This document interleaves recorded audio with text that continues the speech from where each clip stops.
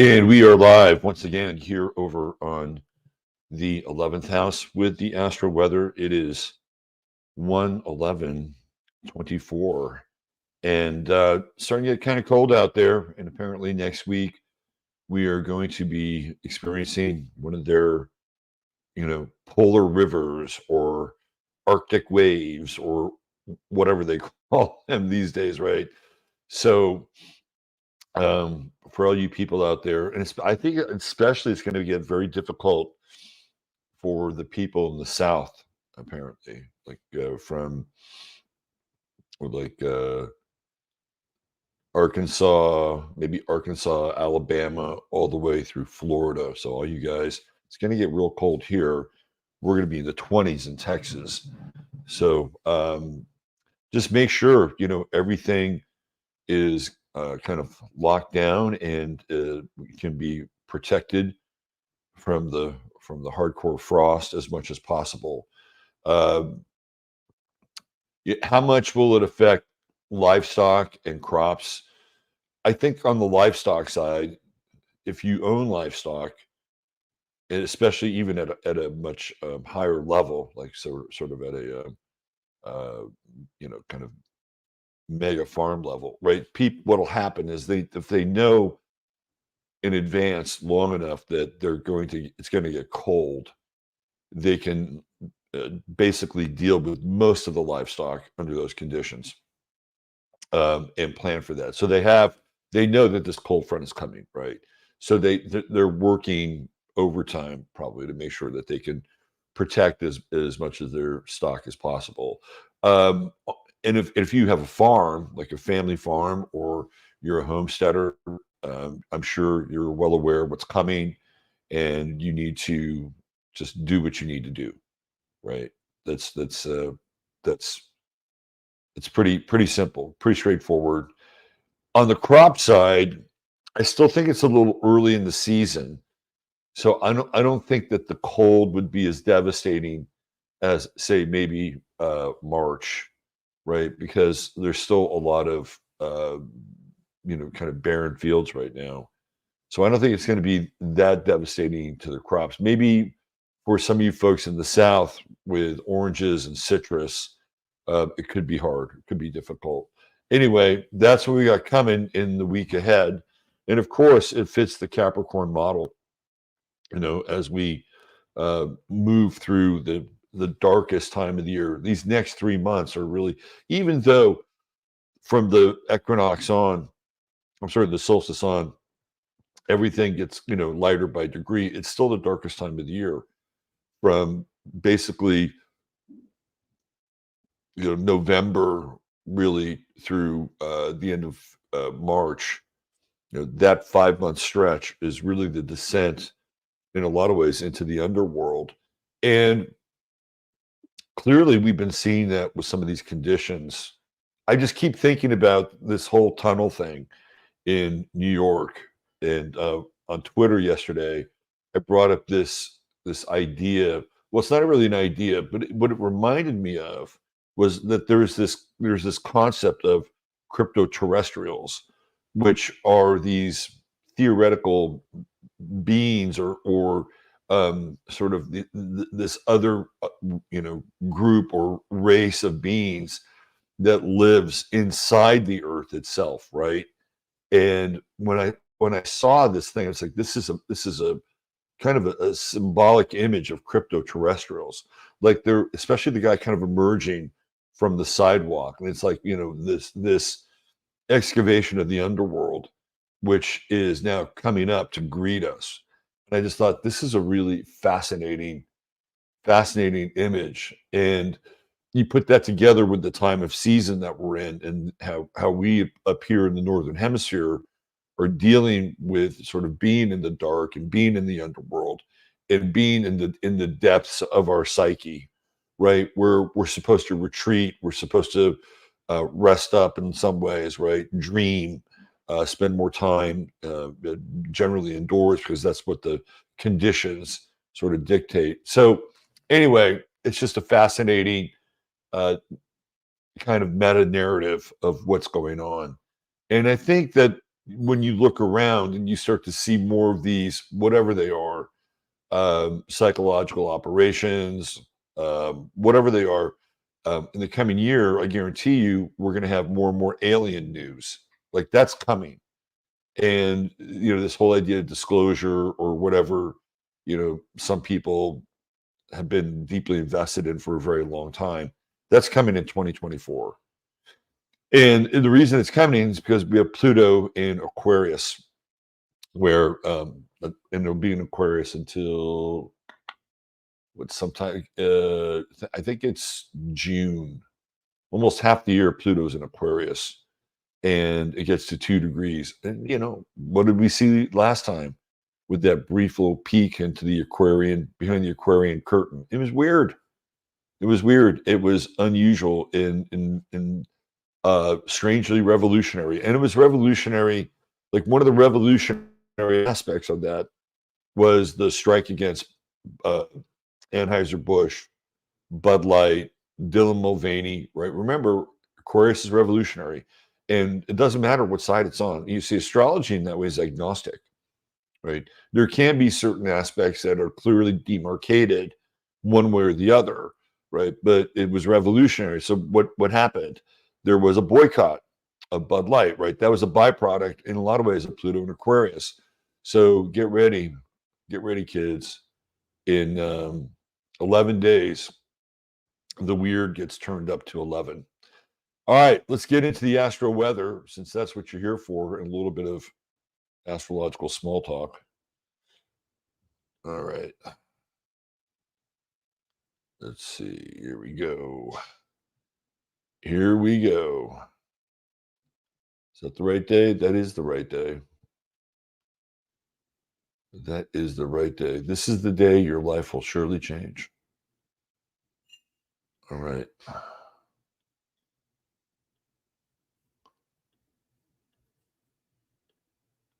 Okay, we've made it. We've made it to the new moon. There it is. There she is right there. Bright and shiny and spanking new. Um, it'll be a really interesting night to be out, especially because here in the South, well, I guess this is South Central Texas, we've had a lot of wind. So it's one of those things where it clears up the sky. And this is clearly going to be one of those dark sky nights. So if you can get outside and brave sort of the chill, I think you'll see uh, some great lights and beauty and exposition in the sky, because it'll be super dark, right? And it's been dark for the last 2 nights, but there's a special kind of darkness with the Capricorn moon. And again, we've been talking about setting things into place.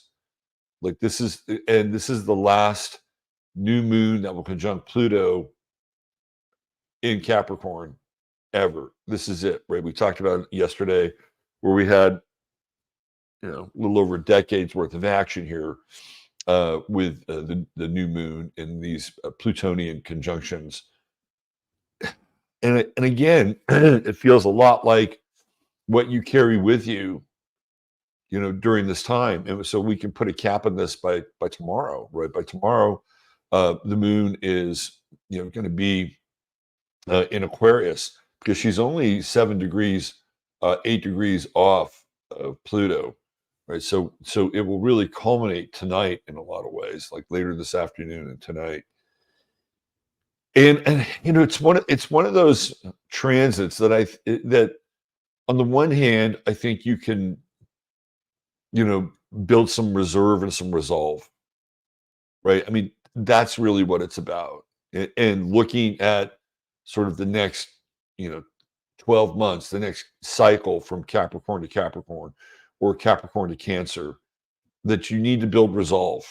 That, to me, that is the ultimate sort of gift that the new moon in Capricorn brings with it. It's kind of flinty and, kind of tough in some ways, right? There's no sentimentality with the moon in Capricorn. It's like, okay, well, that's just the way it is, right? Let's move on. And it's been fascinating to watch a lot of the a lot of the people who had succumbed to medical tyranny over the last 3 years, and watching this happen on a continued basis, like it's not stopping. And how many people do you know who have a resurgence of some form of cancer or some form of turbo cancer, right? And it's the largest gaslighting operation, I think, in human history. That's for another show. But here's where the moon in Capricorn comes in. It sort of, in a good way, it sort of toughens you. It sort of steels you against, what's going on out there. It's kind of like, well, you made your own bed, right? It's got that kind of vibe, that kind of energy, which I think is kind of vital, right? On the other hand, if you have too much of that, it cuts you off from being able to be um, functionally empathic, so that you have a bit of an open gate, so you can feel and not just be shut down completely all the time. So it's a very interesting placement for the moon, and that conjunction with Pluto. And again, we've been talking about this for the last couple of days, right? It's the deep transformation of things that you've been holding on to for a long time, that have to go. There's no negotiation with Pluto, right? They have to go. And the only thing I will caution again is that moon in Capricorn can be so. Um, Hold on a second. About this, I always do this during a show, don't I? I get into this moment when I'm about to sneeze. It's lingering. It's kind of living right there, right? You know how it lives right there. It's kind of gathering forces. Anyway, um, I just the caution here. The caution here is, I don't like to use the word fascistic because I think it's way overused, and not many people really understand what real fascism looks like. But there is this quality with this moon conjunct Pluto that borders fascistic. We could take that conversation up to another level with what's going on in the so-called world, right? Where we may be able to see that even more clearly. And the face of fascism is not the face that is often portrayed in the media. Oh, no, no, no. The face of fascism looks very differently, right? Like the face of fascism sometimes looks like the head of the attorney general for the state of Georgia, right? Sometimes that's what the face of fascism looks like. It doesn't always look like how we've been entrained, like somebody in a stormtrooper, uh, uniform. Here it comes.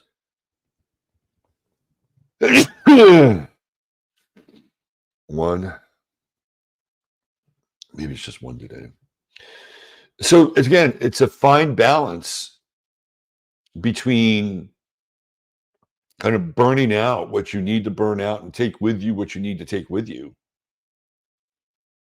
and just being so completely cut off from any ability. Now, the other side of this Moon Pluto conjunction, is that potentially it could bring up a lot of emotion. But that's the other side of it. There was Mary, Mary Lee, who is a big football fan, and she's from Alabama. I believe, if not from Alabama, she has strong ties and affiliation with the Alabama college football team, Roll Tide, and Nick Saban, who is the coach of that team, right? And I know a lot of you don't really give two hoots about sports, but Nick Saban and Alabama have represented sort of the height of being able to have a college football team that plays at an extremely high level year after year. And what's happened with college football is that they've completely changed everything. Like they have this transfer portal. Um, all these conferences are being realigned. They're paying players. So Saban realized that this is not the theater, right, for him. This is not, his it's not his world. It's like No Country for Old Men. That's kind of what it is. And he may go on to coach pro football, whatever. But he represents something, right? And he represented something to her. And and when we get into the moon, right, we get into, it's not just in Capricorn, but the moon is nostalgic. It is always looking back. It's always looking back to other times, or looking back to family traditions, or looking back towards, our own emotional development over the years. Now my nose is running and I don't have any tissues. I wish I had an assistant that could just run in here and bring me some tissues. Jasper, where's Jasper? Jasper, bring me some tissues.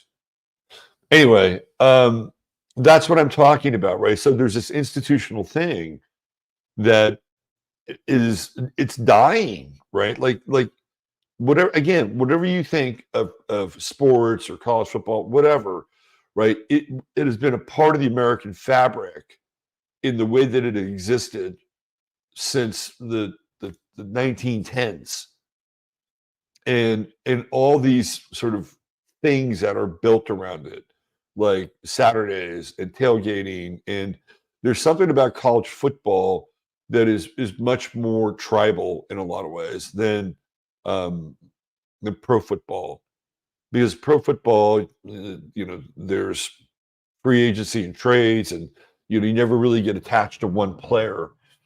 But for the most part, over the course of college football's history, somebody would come into that program and they would be there for 40 years to 5 years, right? Maybe 3 now, because you could leave after your junior season if you wanted to. But so there's this bond that takes place, right? And for a lot of places in America that don't have a pro football team, college football is a really big deal, right? So there's these emotional bonds that have been connected and braided over the course of decades, and of course it's familial. Your father watched it, your father's, or your alumni. There's that whole kind of other side of that. So it's all changing, like it's all going away, and that's a Moon Pluto conjunction, because these things that we've been attached to as part of our story, right? And I'm talking about like the big story, the America that we used to know. And I posted this on Twitter. It's like, yeah, this is endemic of the end of an age, and it's not the only thing that we're going to experience. And so when that happens, right, and you have that Moon Pluto conjunction, it can feel like a death, even though the moon is in a new position, right? Even though it's sort of now gaining momentum on its 28 and a half day cycle, it can feel like death, the death of things that we've long held to be true or treasured. And it doesn't always mean that the new will be better. Like that's TBD. That's to be determined. So this is a really fascinating this is a really fascinating transit. I just have to say, because of the implications on both a personal level and a what we would call a transpersonal level. So we got some squares going on with the moon as well. What is that square? It's a square with Chiron. That's one of those transits. It's moving out. We even talked about this yesterday, and the sun as well, where people can feel very unsteady. And at the same time, it's one of those transits that forces the individual to face their fear, right? To face whatever it is, whether it's growing old, whether it's letting go of the old paradigms, the old ways of doing things. And it's especially hard to do during this time of year, because it is so dark and it is so cold, and there is this sense of kind of foreboding in the air, like permanent winter. And so this is a challenge. If like you wouldn't get this in June or July, where it's like letting go. It's like, oh, no problem. There's another piece of fruit on the tree down the street, right? Like when in this season, things are barren, and it can feel very hopeless in a lot of ways. And I think a lot of people just in general are struggling. So we get into this conjunction. Now, again, we're going to flip the script here. On the other side of it, if you can successfully navigate, and I mean successfully navigating, meaning like, okay, it all goes, right? Like, and you're prepared for that, then you can slide into this sextile with Neptune. And it's just like, I don't know where it's going. This is a tough one. I don't know where it's going, but I have some faith that whatever happens, I'm going to be able to emotionally adapt to the new situation. And then, of course, the F word comes into play. And I'm not talking fuck, I'm talking faith. So that's part of it too. It's sort of like building a new relationship with the unknown, right? Because that's kind of where we are. We're on the last outpost, sort of the last ring of Saturn with Pluto and Capricorn, and getting ready to get launched off into hyperspace real quick. 11 days. All right, we got Mars in Capricorn, of course, which we've been talking about. And Mars is in play, square Neptune. Wow. There it is, square Neptune. I guess it's still square Neptune coming out of Sag. We talked about this again yesterday. Yeah, the other thing, and I'm going to get into some of this today with our star of the day, and Mars Neptune squares in my work as an astrologer have always resulted in some form of addiction in the chart.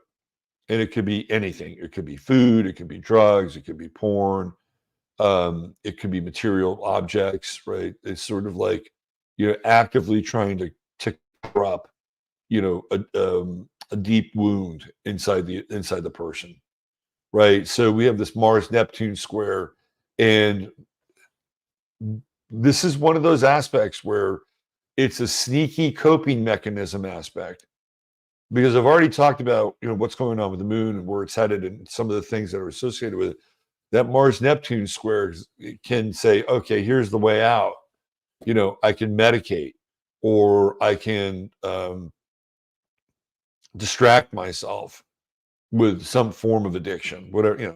Let me watch another YouTube video, right? Let me watch another 50, and I do this, right? I get hooked into and they know this too. You want to make a successful YouTube video, make it between 11 and 14 and a half minutes, because it conditions people say, well, I can spend that amount of time, right? I can spend that. That's not a problem. I don't have to sit down for 2 hours and watch something, deep and multi-layered, right? Again, it's just a little bit of a sidetrack, but this is what the Mars Neptune square brings with it. And Mars is starting to cycle out a bit here. I think it's at the far reach of the square, but it's still a square. And we talked when Mars was in Sagittarius, we talked about some of the religious implications. And boy, did that happen, right? That whole thing, which is still ongoing with the Chabad Center in New York. And this whole weird thing between like the old guard and the new guard being these like super hyper zealous, 22-year-olds from Israel who believe that, Rabbi Schneerson is still alive, right? Like, can you imagine that? Like, there are these factions inside this group who can't even agree on their Messiah, right? Or their so-called Messiah. And it's like the thinking behind it is kind of mind-boggling. It's kind of like a version of JFK Jr. still alive. It's like, I mean, I'm poking the bear here a little bit.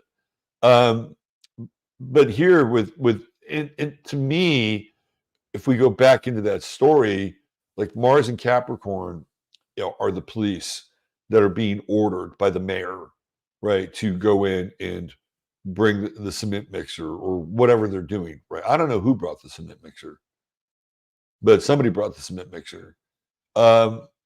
Because Mars and Capricorn can be martial, but it's marshaled from a hierarchy. It's like taking orders from the top down. Mercury right there at the galactic center, 27 degrees. And again, we have another square going on with Neptune. I mean, at some point, all these sort of midpoint Sag, late point, early point Capricorn influences will go through, and will be out of the cycle where they're squaring Neptune. And these are hard squares because they're, I mean, just look at this relationship, thinking, communication. This is also about agreement, and this is about action and the activation of will. They're all compromised right now. They're all compromised. Venus is going to get thrown into the mix here more intensely over the next 2 weeks. Venus is going to be the last kind of out, and that's going to be a very critical square with Neptune. And it's one of those things like, well, who do you believe? What do you believe? I mean, everything looks very flimsy, under these squares with Neptune. And it's funny. I don't watch TV very often, but I watched the Warriors get their ass kicked last night. And I saw a trailer for a new movie coming out called American Fiction.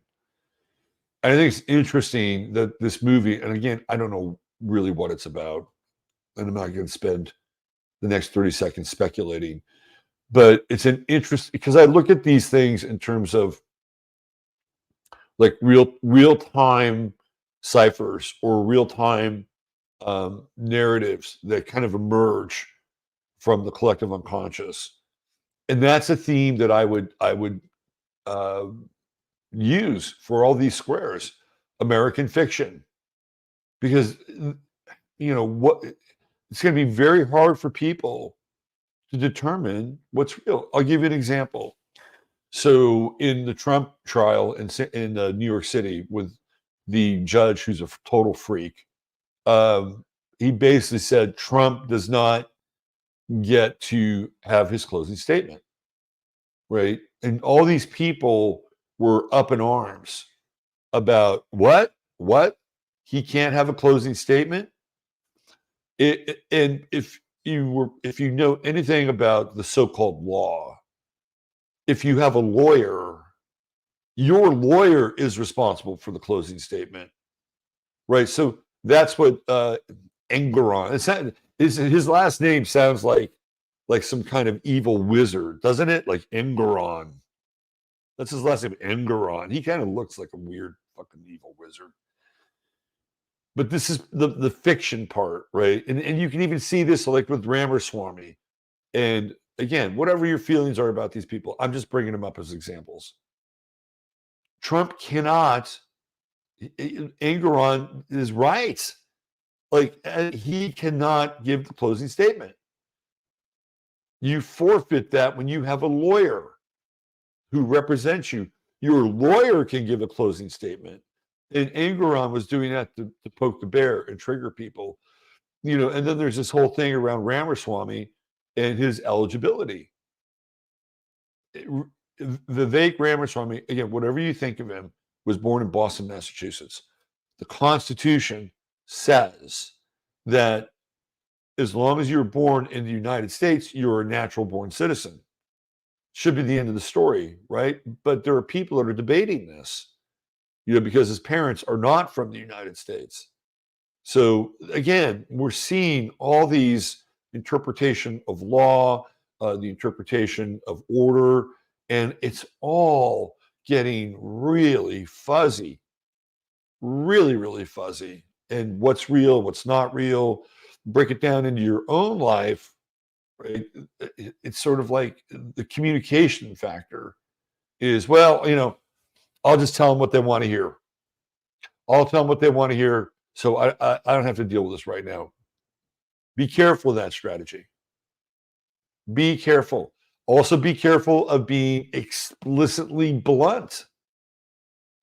I would say if you had to choose between one or the other, explicitly blunt is probably better than just telling people what they want to hear in the moment so that you don't have to deal with them, right? And placate them.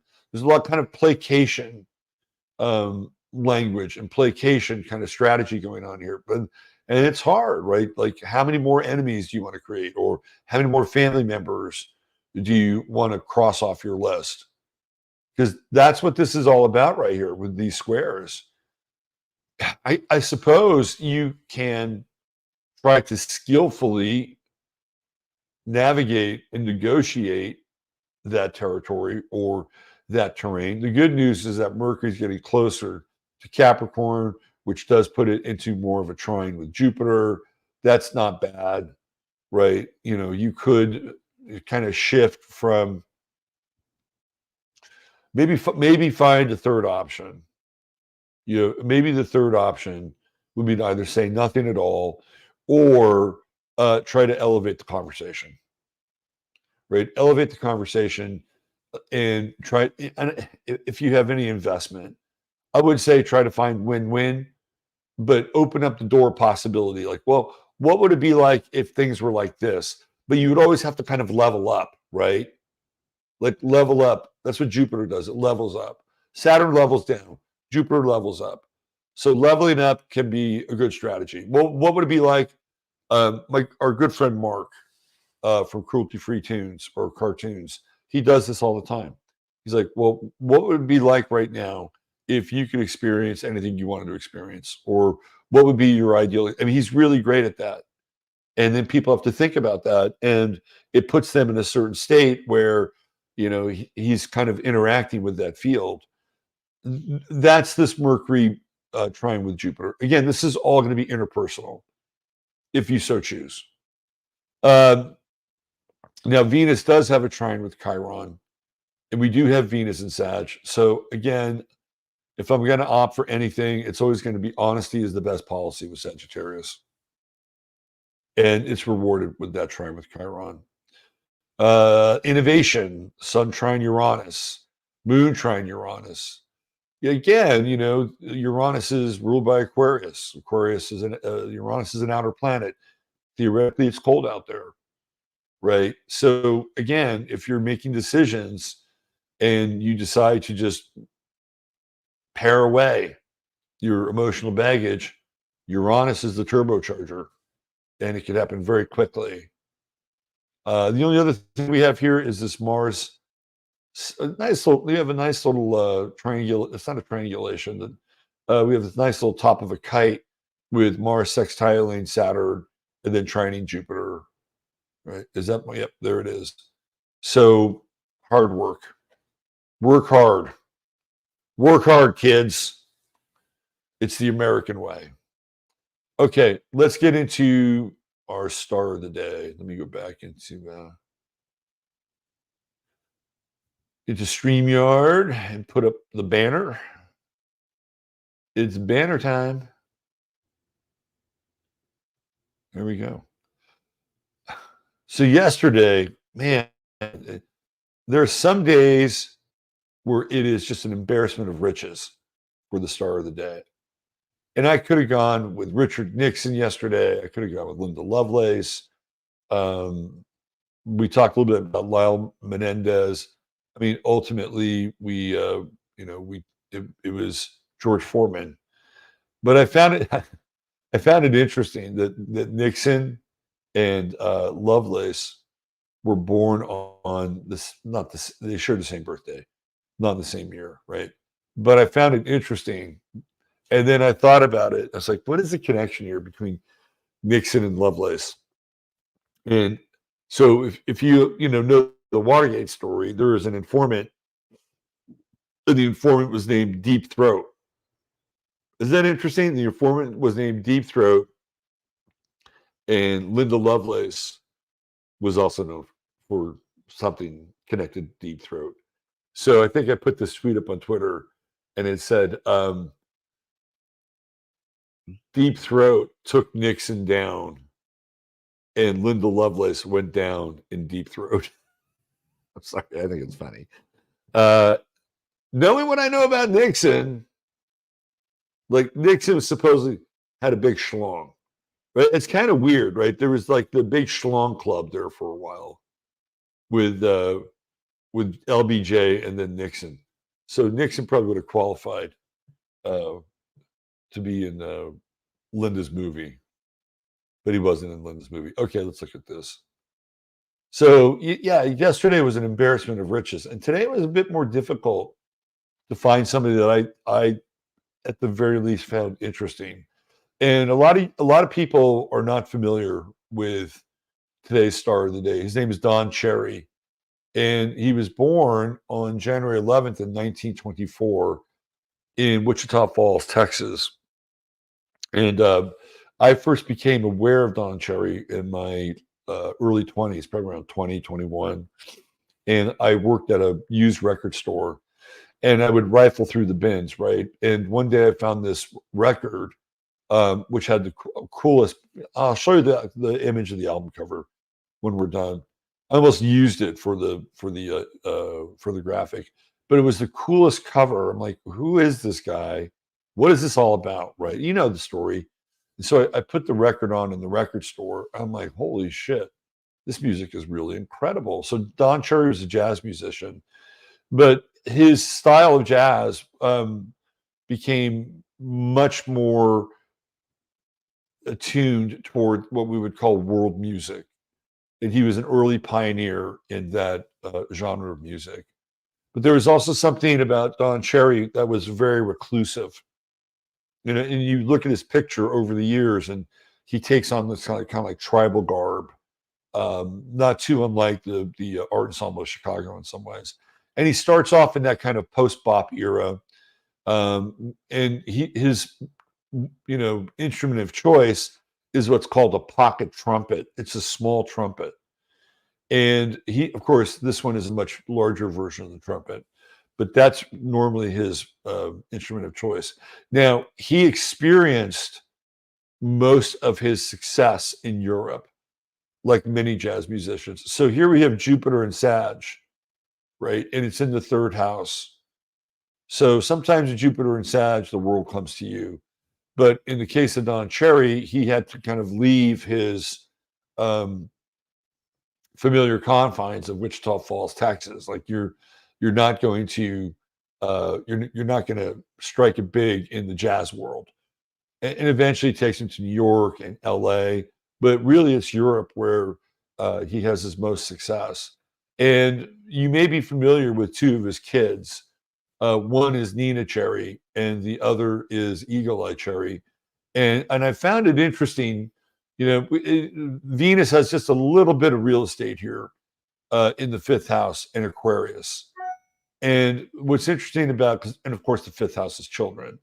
And what's interesting about Venus here is, or at least the relationship with children, is that both Nina Cherry and Eagle Eye Cherry have different mothers, right? So the relationship with his children would be different, right? It wouldn't be like a cookie cutter sort of version of the nuclear family. So I thought that was interesting, like his relationship. Also, his musical choices in terms of partners, right? Because we get into Venus and the seventh house. And he was part of a group called Cadona, which was Colin Walcott, Don Cherry, and Nana Vasconcelos. And it was an unusual trio, right? Like Nana Vasconcelos was from Brazil. Colin Walcott, I believe he was American. He was part of this group called Oregon, which are a great group. And then, clearly he's very white, right? And then you have Don Cherry, and I call Colin Walcott, I think originally is from like the New England area of the United States. And you have Don Cherry, who's from Wichita Falls, Texas. So they're this really unique kind of trio and really great music, into where do we go? Come on back. Into sort of this whole, burgeoning world of music that's synthesized together, fusion. And that's one of the things that you'll get with some of the air signs, like, Libra is good with fusion, fusing with another person and trying to figure out who's who. Gemini is good at fusing kind of ideas. And Aquarius is interesting when it comes to fusing cultures and disparate cultures. So Don Cherry clearly has got some stake in the game there, and even the working relationship as Venus ingresses into the 6th house. And he's a very creative individual, obviously, Sun in the 5th house in Capricorn, and Mercury there also in the 5th house. We talked about addiction with Mars today and a Mars Neptune square. And it is no secret that Don Cherry was addicted to heroin for a large portion of his life. And when he lived in Europe, he was living in Paris. And when he would go on tour, he would, let's say he played a gig in Stuttgart, right? He would go back to Paris and he would go fix in Paris. And then he would go back out on tour to the next gig. Maybe it was Cologne or something like that. He did this for an entire tour, right? He would play a gig, go back to Paris, fix, and go back out again. That's when you know you're addicted. And I understand why he would do something like that. First of all, you have to go through customs. That's back in the days where you went through customs. And if you were carrying smack with you, you would get in trouble. You would go to jail. And if you're in a new town and you're trying to score junk, you don't know what you're getting, right? Like he had his dealer, he had his man in Paris. I'm not advocating it. I'm just telling you this is what the guy did. And that there's your classic Neptune Mars square right there. He's got Pluto up in the 10th house. And he's got his part of fortune there. And again, it feels to me very much like, transforming where home is. And he lived all over the place. But he spent a lot of time in Europe. When I was living in California, he showed up there in California in the East Bay. And I saw him play with this group called Hieroglyphics. And you can see this with Gemini on the midheaven, because the guys in Hieroglyphics, they were all young guys. There are all these guys that come through the University of Berkeley jazz program. And then Gemini promotes youth, right? So, it was like he was their sort of patron saint and mentor. And he would play with them occasionally. And I saw him play with them one night, and it was fucking weird. And I knew Don Cherry's music, and I was like really looking forward to, Don Cherry, he's going to play with Hieroglyphics. And he got up on stage, and he's this, really angular character, and he almost looks like what you would think of as like a voodoo priest or something like that. Like he's got that sharp angularity, and kind of this wraith-like sort of otherworldly quality. And he kind of did that on stage and sort of danced around. And, it was almost like he was dancing around a cauldron or something. And he would play his pocket trumpet every now and then. But it was a very weird, I got to say, a very weird performance. But he's very creative. Obviously, he's got that Jupiter trine to Neptune. And he's got a grand trine there. And he's got a Jupiter trine to Chiron. And this is a guy that took creative chances. Like he was always sort of changing his approach to music and his genre. Relationship-wise, what does the moon in Aries tell us about? Generally, he's going to, have relationships on his own terms. I do think that also the moon in Aries in the 7th house is a strong woman, right? Like that's how I see it. And then that he would find himself theoretically with feminine figures in his life that on some level would be stronger than him, or, maybe more capable of dealing with the world, maybe playing the role of the manager in his life.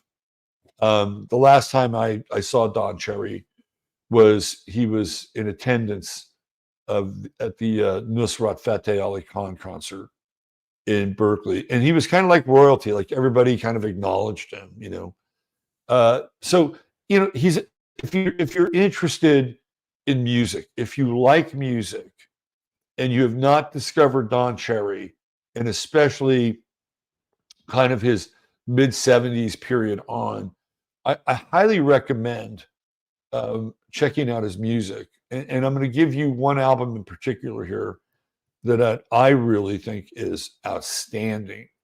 And again, it's because of it's funny when you punch up Don Cherry, you get this guy that was a fucking Canadian announcer, a hockey announcer.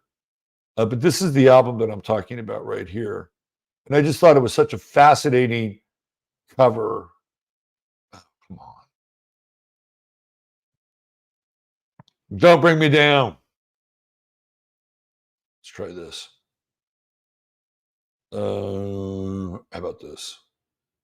Rate your music. Let's try this. Try that. Is that going to work? There we go. All right, I'll bring this up here. So this is the album that I was talking about, and I just thought this looks so kind of weird and otherworldly that I have to listen to this.